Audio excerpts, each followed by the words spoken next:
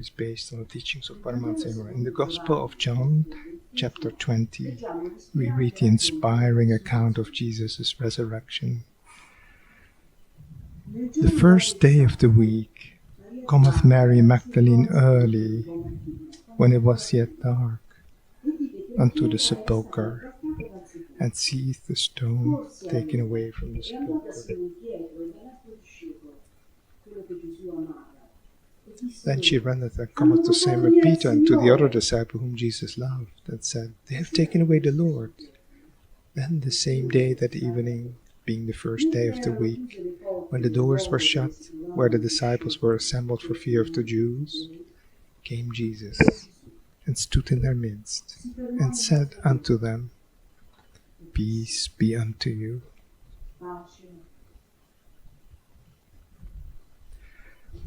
The resurrection of Jesus, doubted by many, but affirmed by those who were close to him, was a miraculous event, though one not unique in history. For many great saints of other religions have appeared to their disciples after death. Sometimes their appearances have been, as that of Jesus was, in flesh and blood form, and not only in vision.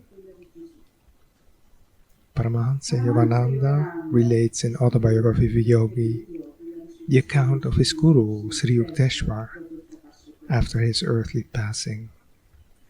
Miracles of this type are revealed only rarely to the masses, but accounts of them, related by men and women of reputed truthfulness, have inspired many devotees with faith in the reality of subtler than material states of existence. Resurrection, Yogananda explained, means transformation, ultimately from any lower state of being to a higher one.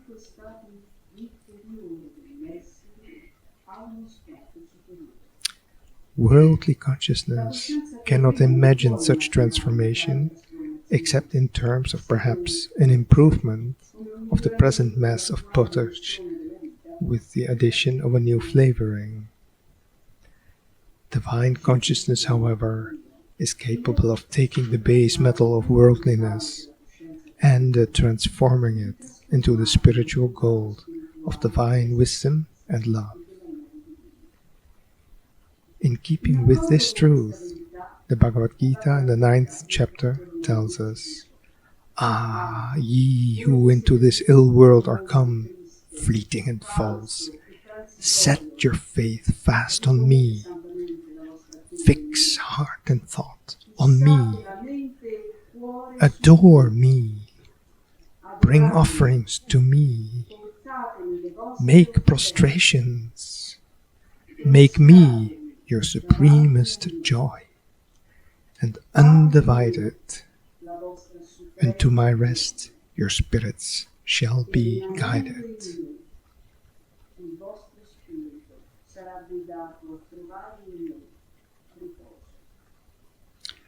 Thus, through Holy Scripture, God has spoken to mankind.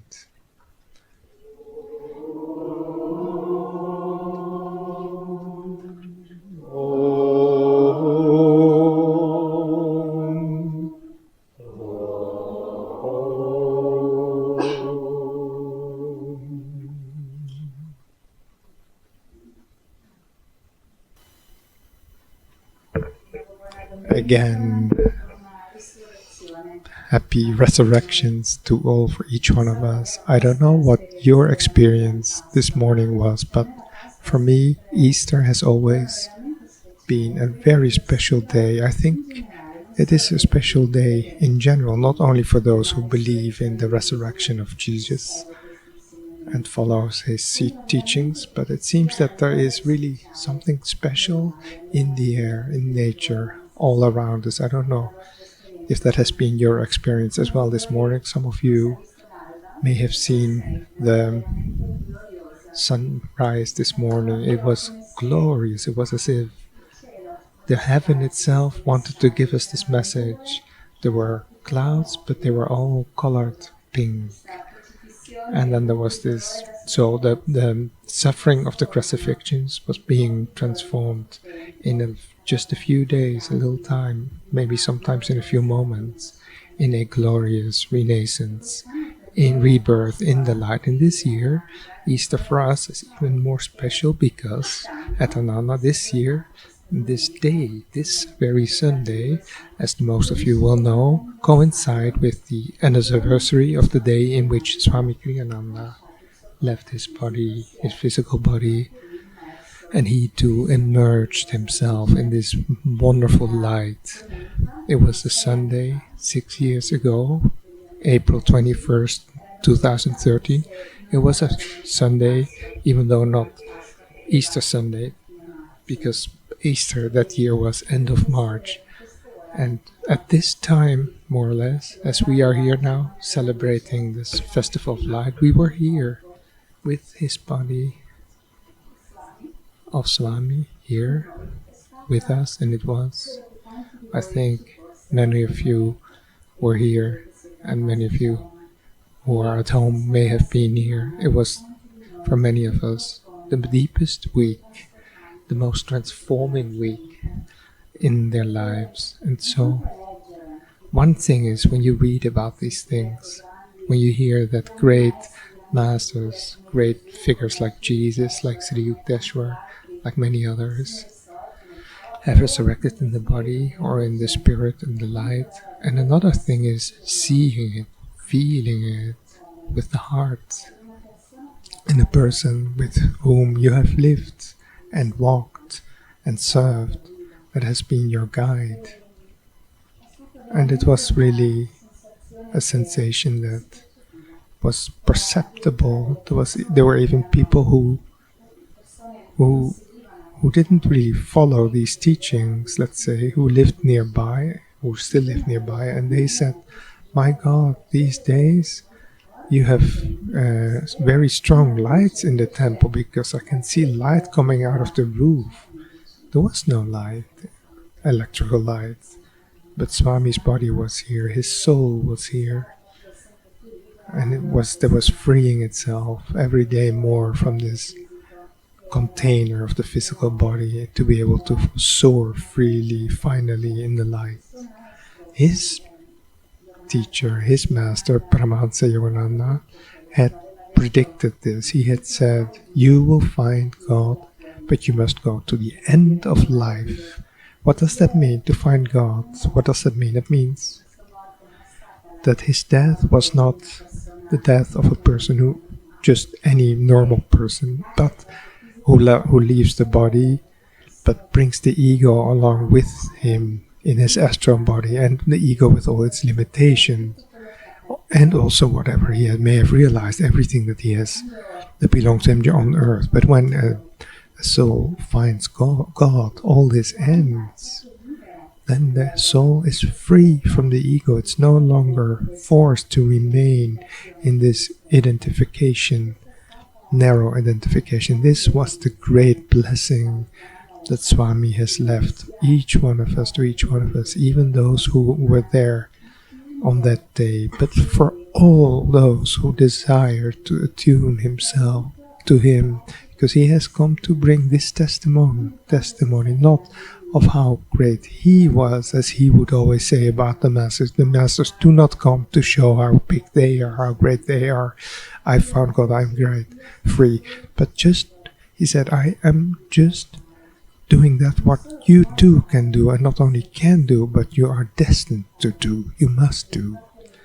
And in one of his last talks during the Pascha, was not that year, but it was in 2012, he said this as an Easter message: you must understand that you are one with him.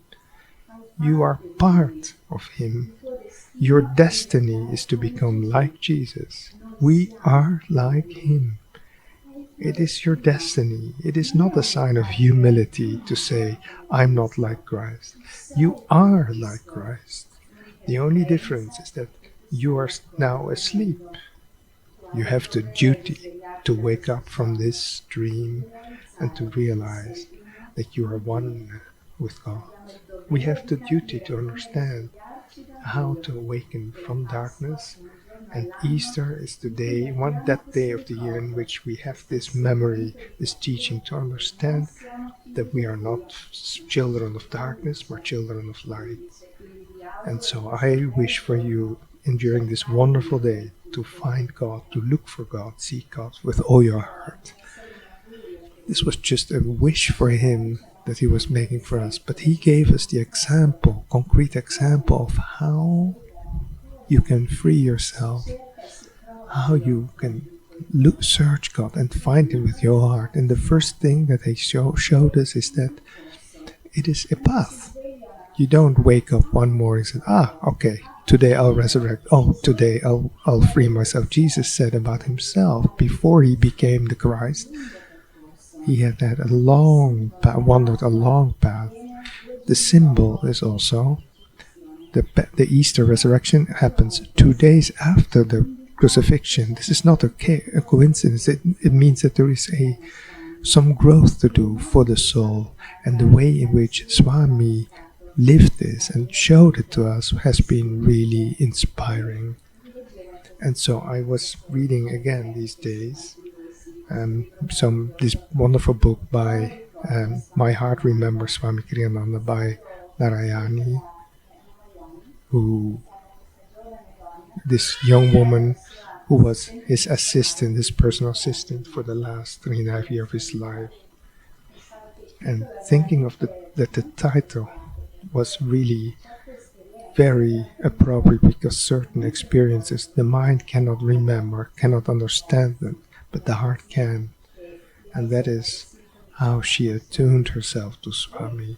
And I would like to read a part of this book that I think summarizes this message of Swami for us, how to get to this state of freedom, of liberation that all the masters have reached. So she describes here, Narayani, the last months of Swami's life.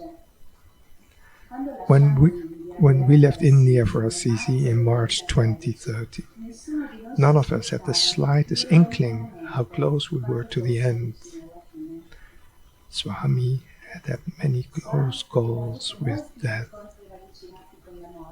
But each time he was called back by his guru to serve him a little longer.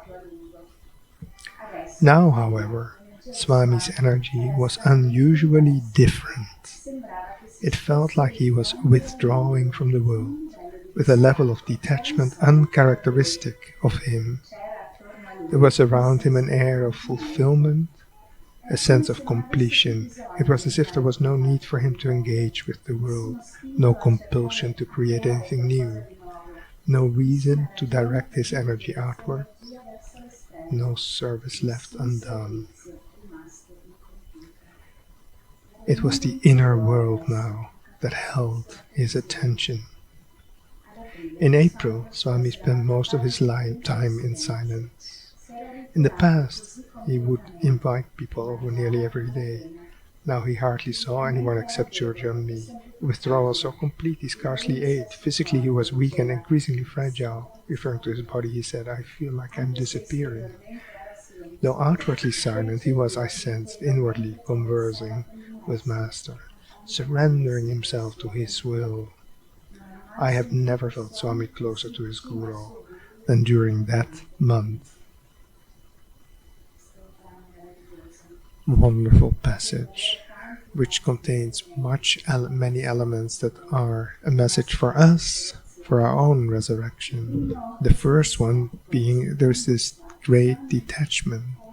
Swami had always been a person somewhat very detached, fully within whatever he was doing, but at the same time a little like a spectator, aware that there was a much higher reality, greater reality than anything that could happen.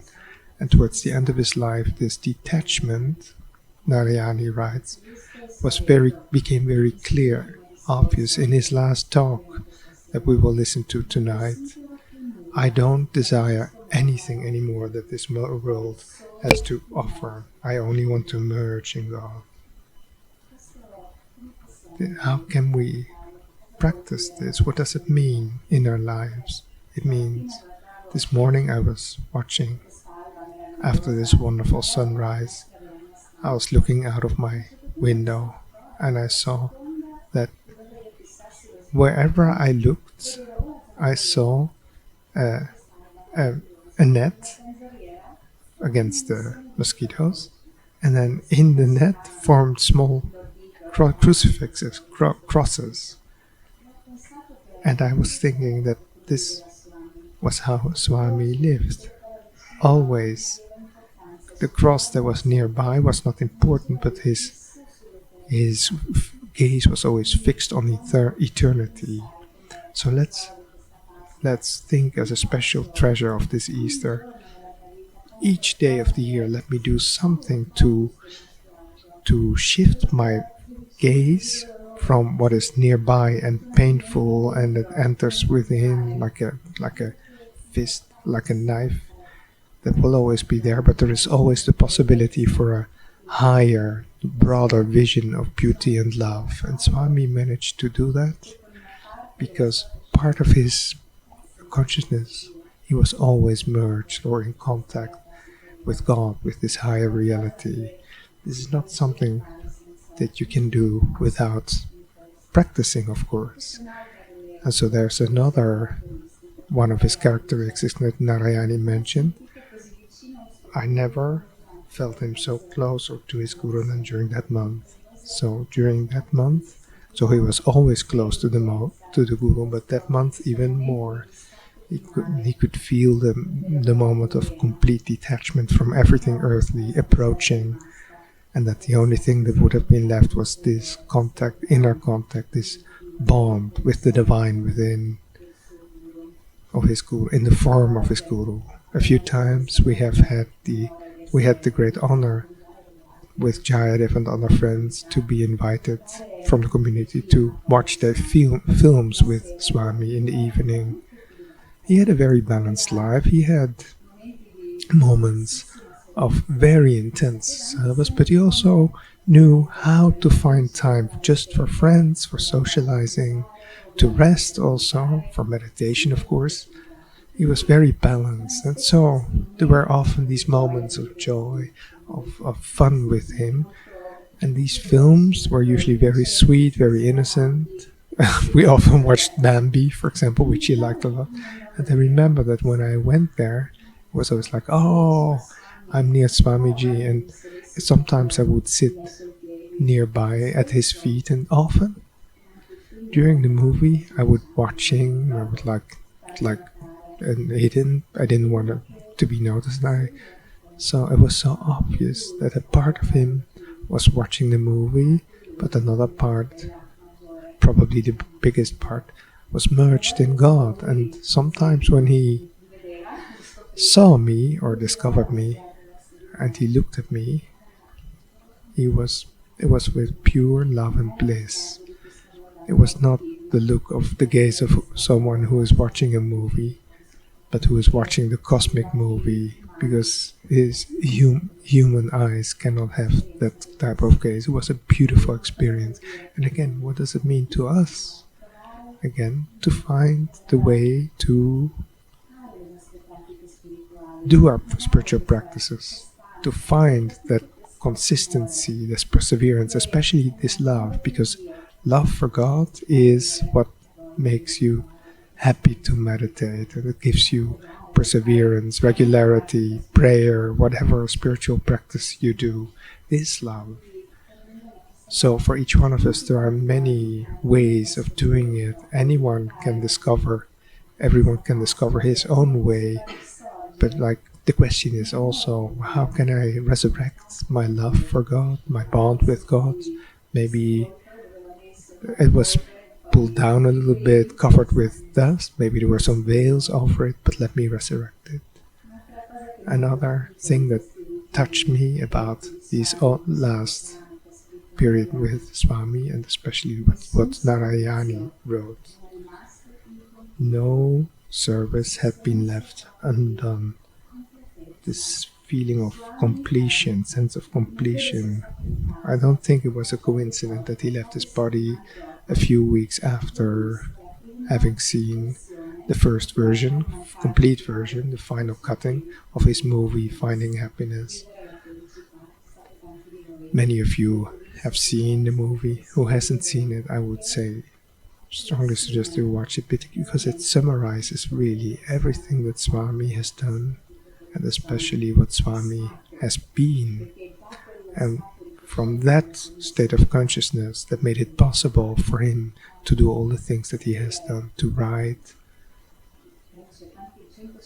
How many books has he written? So many composed, lots of music, new communities.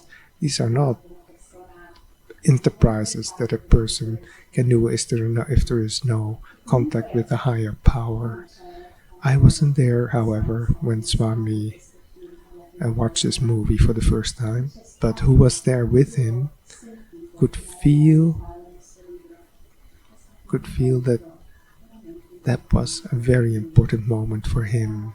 He could feel that he was deeply touched. Everyone present was deeply touched. He could feel, yes, my work is done. I have done what I had to do.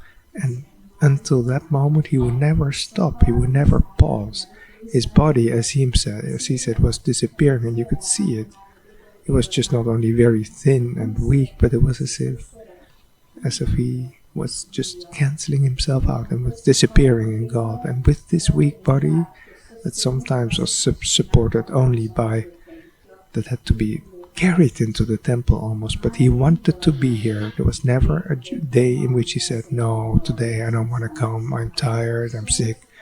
Only if he was in hospital maybe, or in other extreme circumstances, then it wasn't possible. But otherwise, there was this complete dedication to do that which he had come for to do, without even trying to protect even one little part of himself. This was the attitude that takes you to freedom, when you, day after day, step by step, every day of your life, you say, what can I give to you today from myself? What am I still withholding, holding back out of fear, out of convenience, out of laziness? What can I offer you that is more from myself? And if God means, but also to others, to life itself. Narayani in this book also says something very interesting. She says, I have come to believe that Swami's death wasn't scheduled for that day. It was, in reality, there had been a prophecy that had said that Swami would live for another 5 years, and as you will hear tonight, maybe in his own words or from mine, because I read that letter during his last Easter service. He had said, the idea of leaving for another 5 years, this just upsets me. But he also said, if it's God's will, I'm here. I don't know how, because this body can hardly continue, but I'm here. And Narayani then says, I have come to believe that Swami's death wasn't scheduled for that day. It was a special grace, a blessing from his guru. He would willingly have continued to serve for a few years longer, writing more books, perhaps making that movie on Masters' lives, and who knows what else. His essential work, however, was finished. He had more than fulfilled his Guru's commission to him. You have a great work to do. This is what Yohananda said to him. You have a great work to do. I remember how much Swamiji cherished Master's words to him. You have pleased me very much. I want you to know that. So how can we, every day of our life, look within and say, have I really finished my job? Have I really pleased my higher self, my Guru, my God? or however you want to call it. This is another message that I think very important from Swami for our own resurrection. Another thing that is very clear from this example that Swami gives about resurrection, he says, accept life's tests. How? Well, don't run away from it, don't despair, but everything comes from God. Everything comes from His love. Whatever difficulty you may have or may go through, know that it is for your liberation. And he even says, during this talk about 2012 Easter, he says something very strong. He says, the crucifixion is part of life if you want to find God. Yogananda often said, living for God is martyrdom. You must leave everything that which belongs to the ego. And the ego doesn't like that, it hurts. But who thinks of the difficulties of the spiritual path is on the wrong road, on the wrong track. If it is difficult for you, then you're not yet ready to know God. You're ready for the path towards God. Yes, but you're not ready to be accepted by Him, because you must still understand that even in suffering, in human suffering, there is no suffering in human suffering. And again, in his last talk, he talked about this. He said the true message of Christianity is bliss when you are in God. It's not the crucifixion. They always talk in the Christian world about the suffering on the cross. He said that's not the true message. He said it's the bliss that you find when you are in God.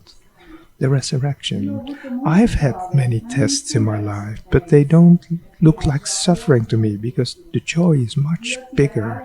God will give you tests, but the bliss that you feel in His presence is so enormous that nothing else matters. Nothing. And then again in 2012, if you were not there with Swami, but you can watch them. You can find them on the Ananda Sangha website, on YouTube. You can find them. Because it's so inspiring. He, in many moments, couldn't even speak. So touched he was for this enormous bliss that he could feel in his heart. And he said, I feel a bliss so strong in my heart that often it becomes difficult for me to speak, because I want to cry with joy. So he says the key is not just to accept the tests, accept suffering. I accept sufferance because Jesus has suffered, but it is to love God so much, that to feel God's presence so strongly that the tests are no longer tests and suffering is no longer suffering. This is an example, a great, great example, to get to that state in which you don't feel pain anymore because you're so overcome by this bliss.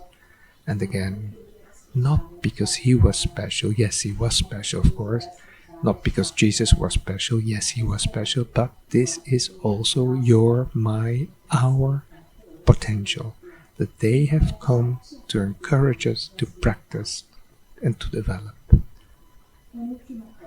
Just one more thing that Swami left us as an indication on how to resurrect in the light. He spoke about love, this great love that shone through his eyes. It came from God, from the Masters, because no human eye could in itself channel such love.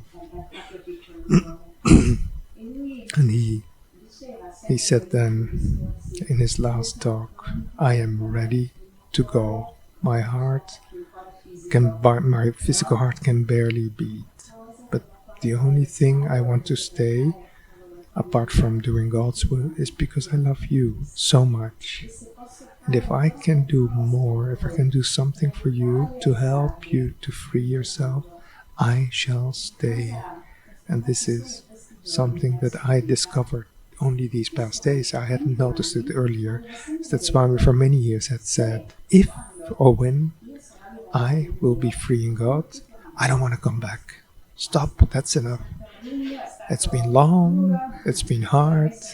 I've put all my energy in it, and I want to enjoy the love and peace of my master in the other dimension. But of the last period of his life, he said to Narayani that he had changed his mind. He said, I feel so much love for others.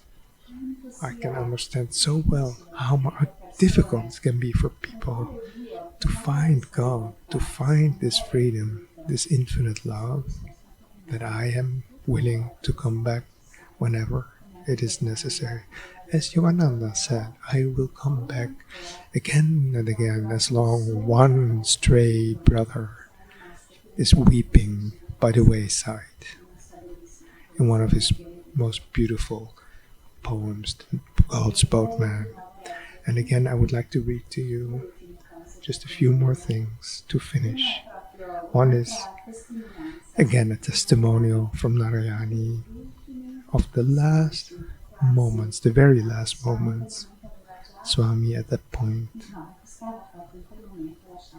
he was about to leave his body, and in her book she writes, he opened his eyes, Swami, just a little bit, for a few moments. He looked straight at me. Then his eyes closed again. There was one last long exhalation. Anand said, I think he's gone. Only then for the first time did it occur to me that this was not just another crisis. I sat on the floor at the foot of his bed to meditate.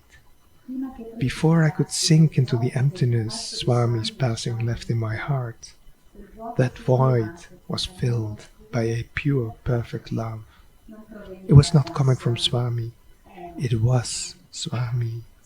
The knowing came how much Swamiji loves us all. This love is still present here for each one of us. And we can each one of us attune ourselves with them and ask him, help me, Swamiji, to develop this same love that you have heroically conquered for all. Because Swami was not a person who had never suffered in his life, in his heart. He had suffered a lot. He had been betrayed by his dearest friends, and he had this wound in his heart, but in spite of that he had learned to come down, to transcend the suffering in infinite love. And as last message, I would like to read something from, I read a lot. For me, Swami's books are such precious treasures for that they really, because they contain his consciousness. And this experience Swami wrote, or he rewrote as one of his last literary works a few months before he died, a novel that we will soon publish finally in Italian. In English it's called Love Perfect, Life Divine. In Italian it will be entitled I Will Be Thine Always. And these words towards the end of the book, from the end of the book, always touched me as a message from Swami of that which would happen to him when he would have left his body. But I would like that we now take them deep within us as a promise of what we ourselves will live, maybe even very soon. Not necessarily when we leave the body, physical body, but when we will merge into God. And so the main character of the story speaks on behalf of Swami, says, an idea. The farther I went, the deeper and more glowingly the light played around me. I felt it penetrating every pore of my skin. My whole body became light, and I moved as though floating rather than walking. The light around me changed to waves of intense luminance, which swept over me like waves of the sea. And I allowed myself to be borne along with them, I knew not whither. Then a voice infinitely tender said, not the end. but endlessness, one at last, one forever, in triumph, in victory, and in perfect joy. And then I knew that I had won all I wanted in this world and the next. This is the deep, eternal ecstasy of a knowledge divinely shared by the very angels of God, and of such supernal happiness nothing can be said or written.